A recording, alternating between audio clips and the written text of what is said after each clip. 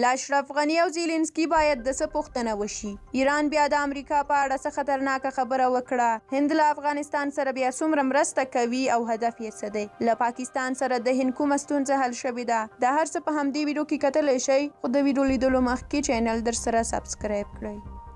لومړی دا چې د ایران مذهبي مشر آیت الله خامنه‌ای وایي چې که څوک لا هم پر امریکا او غربي هیوادونو باور لري، له اشرف غني او زیلنسکي څخه دې پوښتنه وکړي او له هغوی د عبرت واخلي.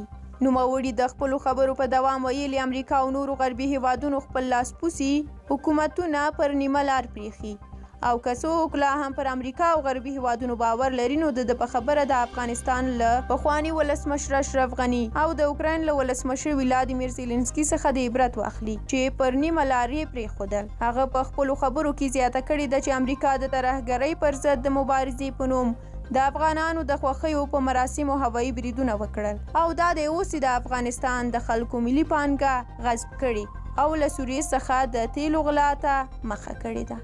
په ورته مهال هند وایي روانه میاشت 8000 ټنه غنم افغانستان ته استوي. د هند بهرنیو چارو وزارت وایي وروسته تر هغه چې له پاکستان سره د ترانزیت مسله حل شوه نو افغانستان ته د غنمو د لیږد بهیر پیل شوی دی چې تر دې دمه 2000 ټنه غنم دغه هیواد ته لیږل شوي دي. سرچینه کاږي چې په روان مارچ میاشت کې به افغانستان ته ټول ټال 8000 ټنه غنم واستوي. هند وایي دا د 500,000 ټنه مرسته شویو غنمو له برخې دي. هند په افغانستان کې د نوي حکومت له راتګ سره سم له افغانستان سره د 50,000 ټنه غنمو مرستې ژمنه وکړه، خو پاکستان تر دې دمه دغه غنمو ته د لیږد اجازه نه ورکوله. اوس بیا دا ستونزه حل شوې ده او د لیږد چارې پیل شوي.